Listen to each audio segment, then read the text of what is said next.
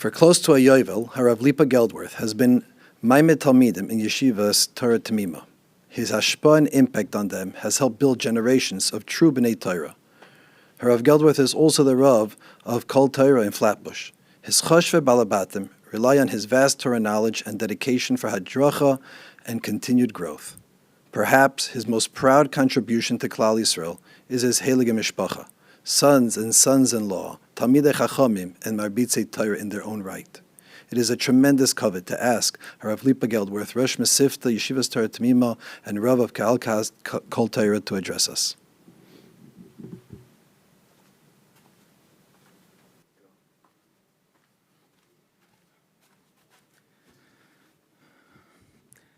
Agutavach, Meirav Rabbi say. We just finished Havdalah. We just made a Bayrei Ma'irei Ha'esh. We just said Hamavdal Ben Kajish L'Chayil, Ben Or L'Chayshech, Ben Yisrael L'Amim.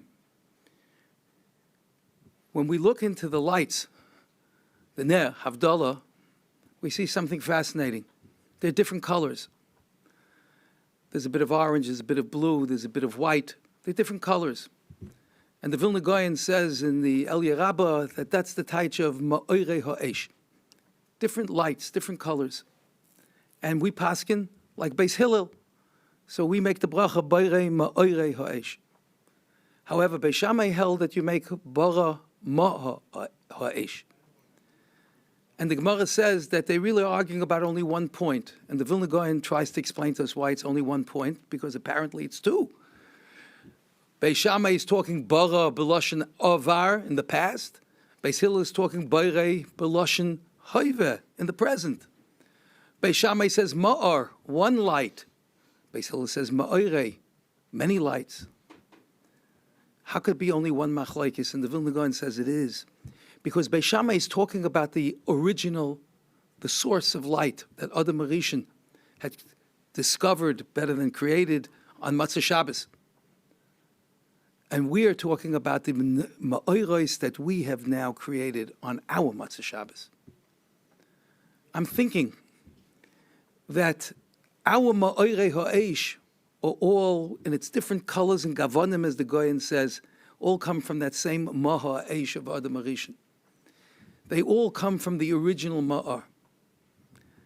Tonight's session, Klal Yisrael sitting together, unfortunately in a virtual manner, but nonetheless together, they are ma'orei ha'esh. Different lights, different colors, different neschayos, different backgrounds. But there's one ultimate background that we all come from, and that's the ultimate background of ma'or ha'esh. Meirav Rabbi say, Amar Hashem liYaakov al tira avdi Yaakov. Yaakov is a dominant lashon in our Zmiris of Matzah Shabbos. We're stepping into a full a new week. It's dark outside. It's Matzah Shabbos. It's dark outside. Darkness is representative of Golus. Yaakov Avinu says the Meshech Chachma is our key, if you will, almost our passport in Golus, so that we survive and can make it home. Says the Meshech Chachma that of all the avos, the appearance that HaKadosh Baruch Hu Vayomer Elikim, that HaKadosh Baruch Hu addressed Yaakov Avinu b'maros halayla, it doesn't say such a lashon, not by Avram and not by Yitzchak. And the reason is because Yaakov is about to embark on Golus. He's about to go down to Mitzrayim. And Maisa of Siman Labanim, we're supposed to take our clues of how to survive in Golus from Yaakov Avinu. Yaakov Avinu is the one who is Misakein Arvis. Yaakov Avinu, the Vayavasa Yaakov Levadoi, and the Vayavik Ish Imai Ad Alois HaShacha, which is the Shach of Geula. Yaakov Avinu is who we are to look to know how to survive in a dark Golus. Says the Meshech Chachma, that just like Yecheskel HaNavi was able to say to experience Nevuah in Chutz La'aretz, even though that's not the site where it's supposed to happen, but only because, as the Gemara says in Ma'at Katan, because he already had Nevuah in Eretz Yisrael, so he's a Hemshech. Yaakov Avinu Arvis is the Hemshech of the Karban Tamid Shel Bein Ha'arbayim. So Memela, since it started at in the daytime, it could be Nimshach, the equal of the Evarim Pedarim, can be, the Hakrava could be at night as well, because that which began by day can end and continue and endure during the night. That's the side of Yaakov Avinu.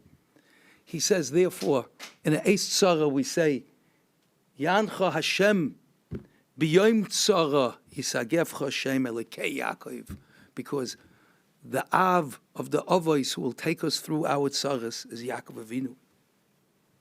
May Rabbi say, Emunascha b'leilos, but it's Laila. Laila is dark. The Messias Shalom already tells us, Zeh ha'olam hazeh shedoime le'Laila, he's asking a pasuk. V'goyrim lo ishtei ta'uyos. There are two mistakes that people could make in the cheshchas halayla. One is abject darkness. Darkness, where you see nothing, it's pitch black. You don't see, you trip over that which you missed. And then there's something that could be even more dangerous, put us at greater peril, and that is when something in the dimness, it's not totally dark, it's not pitch black, but it's dim enough to obscure. It's murky. And that leaves room for distortion, for misunderstanding, misrepresentations. There's perhaps one that we should address, and that's how we see ourselves in Golus. How do we see ourselves in this night time? And Klal Yisrael, as part of the rest of the world, is experiencing a Golus, Toich Golus. We're Goyla into our homes in certain ways, not fully for many Kehillas in their shuls and yeshivas on and off. Our parnassus, our lives, have a Golus b'Toich Golus. Let's try to understand how we're supposed to view ourselves in Golus. I once heard from Agoin Rav Moshe Shapiro Zechat Tzadik Levracha, the medrash that's brought, the Kelos Rabbah, that's brought at the beginning of Sha'ar Tshuva, says, Mashal lekatsha listim shechavsham hamelech bebeis asurim. There's a group, there's a gang of bandits. They're incarcerated in prison. V'chatru machteres, and they tunneled underneath the walls of the prison to come free. And they all go free, except for one. And the warden stands over this one and says to him, Ksheyoim, haloya machteres chatura lefanecha. You had a path. You had a way of salvation to save yourself. Ve'eich loy maharta himolet al nafshecha. How didn't you rush to save your life? And the mashal that the Sha'ar Tshuva Rabbeinu Yaina is giving us is a mashal for tshuva. How did you miss the opportunity? But let's not talk about the nimshal for now. Let's talk about the mashal. He asks Rav Moshe Shapiro, where did you ever find a warden who screams and shouts and berates a prisoner who doesn't flee, who's keeping the law? So he says the pshat in the medrash and in the Rabbeinu Yaina is a little different. The pshat is, why would someone not flee from a prison? Perhaps it's because he's become comfortable. It's not a prison at all. It's a hotel. I'm quite comfortable here. As a matter of fact, I'm demanding to be in my prison. I would like to have all the rights of the citizens that are outside the prison walls. I'd like to have what one can phrase as a Jeffersonian gullus, with all the democratic rights of everyone else, not mindful of the fact that you're in gullus for a reason. And you have a mission here. And that mission is to never, never forget and be cognizant of the fact that you're in gullus. My father, Zechon Levracha, used to quote Rab Shlomo Kluger discussing the emancipation in Europe in the 19th century and called it Gzeres or Emancipatio. because sometimes we forget who we are and where we are. Let me share with you a Peladic Gemara in Bava Basra. The Gemara says, among the Sugi of Rabba Barachana, Zimna Choda have a Kazlina Basfinta. One time we were traveling on a boat. B'chazina and Hahu Kavra. We saw a great fish, the Yasvala Chalsa Agabe, that they had mounds of earth piled up on it, as if it was a place to settle. V'kodach agmai loye. It even had flora and greenery. It looked like an oasis. Savrinon yabeshtehi. We thought it was dry land. V'salkinon. And we deplaned. We got off the boat. V'afinon ubashlinon agabe. We settled there for a while and we cooked and we baked and we cooked. And we felt very comfortable. But v'chat cham gabe, once it became quite hot on the back of the fish, is hapach. He did a somersault. He turned over and he destroyed what we thought was a settlement. And suddenly we realized we're not on a yabeshta, we're not on a yabeshta, we're on a kavra, we're on a fish. Ends the Gemara, v'ilav dehava mekarva sfinta. Had there not been close by a ship to bring us to our safety, have a tavinon, we would have drowned. What are the Chazal telling us? There's sometimes that we think that we're settling down comfortably. We think that this is the place here to stay. And Golus has taught us that whatever you thought was a yabeshta, the famous Meshech Chachma and Pashas B'chukaisai, can turn into very quickly that the yabeshta is indeed a kavra, and you've deluded yourself. How do you stay alive? How do you survive? The Sfina that brought you there. The Sfina, which represents Torah, mitzvahs, our heritage, where we come from. The Meshech Chachma reminding us that as we embark, into Golus, remember where you come from. Remember the Yom, so that you could survive the Laila. Our responses, sometimes in deluding ourselves of who we are and what our mission and role is in Golus, creates all sorts of problems. Rabbi Chanan brings B'Shem, the Chavetz Chaim, that the taich of that extraordinary Chazal at the end of Masechta Soita, that be'ikvus of the Mashiach pnei hadar k'pnei hakelev, that the countenance of the generation will be similar to the countenance of a dog. This is Shver Lashon. What does it mean? So he brings up Pshat from Rabbi Yisrael, and then he brings up Pshat from the Chavetz Chaim. The Chavetz Chaim says that if you throw a pebble, a rock, in the snout of a dog, and the dog gets all upset, the dog is going to grovel and then grapple with the rock. It's myopic, the dog. It's short-sighted. It doesn't see that somebody 20 feet away threw the rock. It can't appreciate that. The connection is lost. Your problem is not the rock. Your problem is who threw it. Pnei hadar k'pnei hakelev. We'll react that way. Rabbi Chanan also says in another place, on the pasuk Hilotcha kiflayim b'chol chatoseha, how is it that Klal Yisrael gets a double portion sometimes of tzaras, while the population around us gets its share, so to say? And the Chavetz Chaim says, Rabbi Chanan says, there's a medrash that says that tzaras was sent to the Umais, so that the Umais ha'olam shouldn't taunt us and call us an Ummah shel Mitzrayim. So HaKadosh Baruch Hu camouflaged our ruchni's dika affliction, so that it should look like it's a medical condition amongst the rest of the world, so that we shouldn't be pariahs in the world.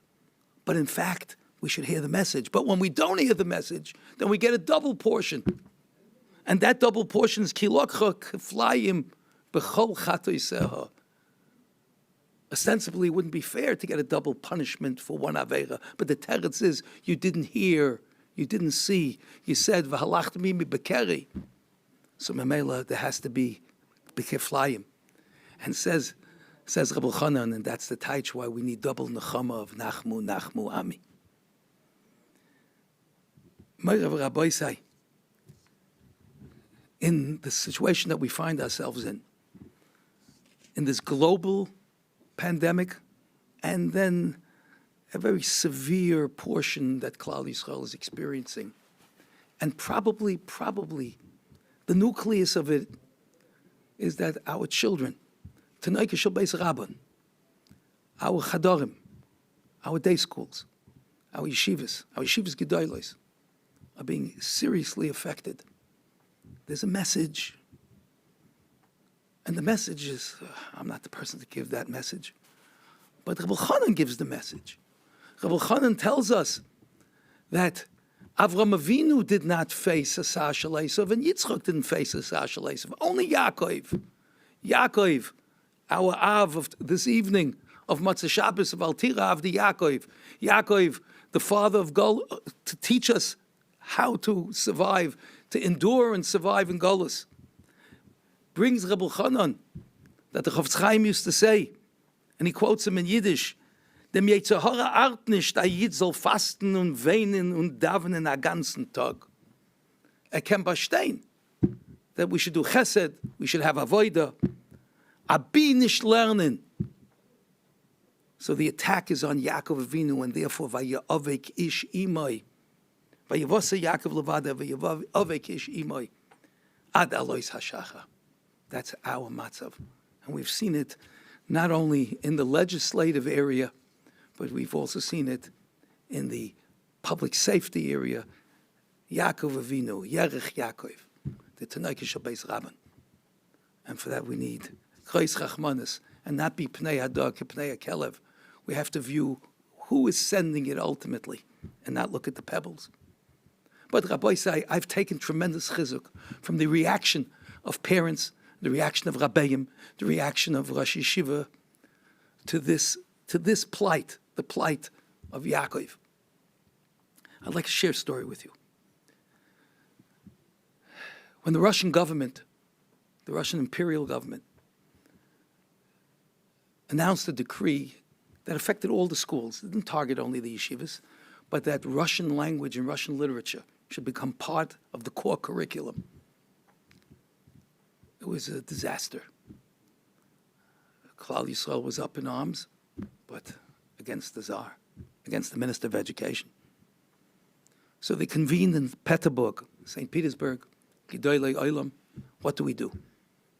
One of the Rabbanim said as follows.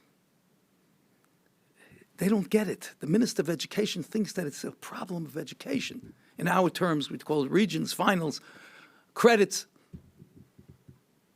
He says, that's not what it's about at all. For us, it's Kihem Chayenu Berech Yemenu. How do we convey this to the Minister of Education? We're different in this regard.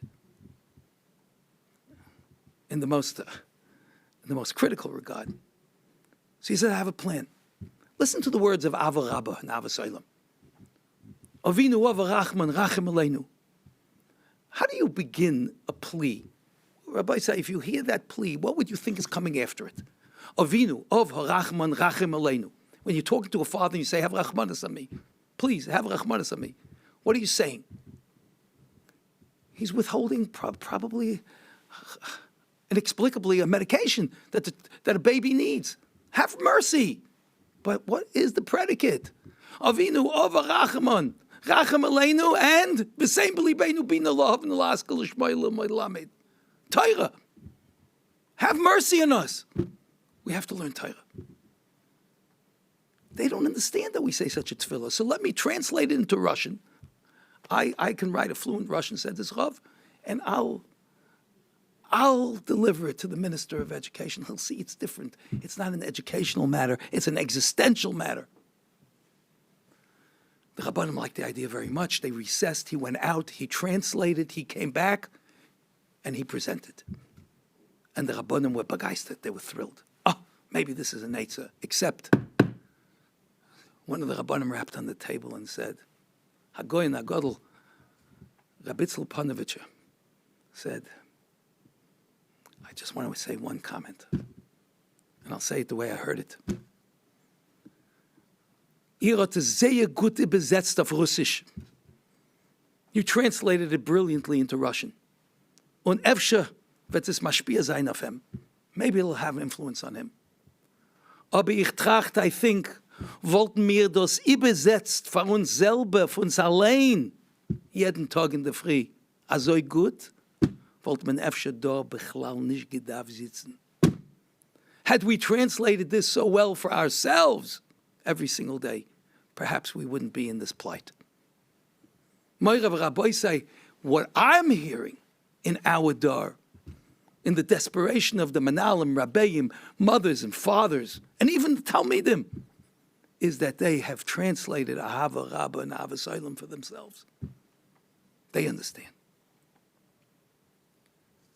The Netziv tells us, Dova Nifla and the Hachiv Dova. He says it's a phenomenon. It defies nature. But the koil shayfa became stronger with time when it was supposed to get weaker. By law of physics, sound is supposed to fade, get dimmer, and it got stronger. The koil shayfa, he says, it's amazing. Omnam ein seichel adam lahavin is able to understand. Hey, how is it possible that through the Kaishi Hagolus, Nois is given lahagdil Teirish Balpeh?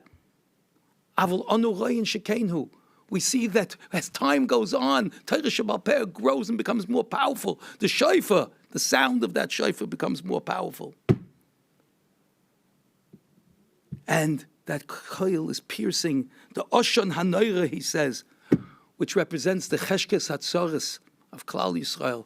That Oshon, Alashon Ke'eshen Akivshon, that was by Maimed HaSinai. The shofar pierces it. And that shofar is reaching our ears today in our children's voices. Let me end with this. Rav Shalom Shvadran tells the story of two boys playing on the beach. And one boy is starting to erect a flagpole, a little flagpole. And his friend asks him, what's this flag for? He says, because as the boat starts to come into harbor, there's going to be a big ship. The captain, he's going to flash his spotlight on my flag. He says, what are you talking about? You're dreaming. What boat? What captain? How's he ever going to know we're here? It's 2 miles out. He said, watch. And they waited, and behold, a ship starts to pull into harbor 2 miles off. And the lights begin to flash. And a spotlight is beginning to shine. And shining, and it's like searching on the beach. And finally, it stops. It stops right by the flagpole. The friend looks at him and says, how did you do that? And he smiles. He says, I knew he would flash it. The captain? How did you know the captain would find you a flag? He said, you don't understand. The captain is my father. My father's looking for me. And he found me. And his light is shining through. Rabbi say, the coil is piercing the darkness, and the beam is piercing the darkness. And as long as we look back and we hold tight to our svinta and recognize where we come from so that we can know where we're going and understand that we're passing through the tunnel of Gullus, then the light of the beam and the sound of the shofar will carry us home. A gute Gebenchtevach und Koltov.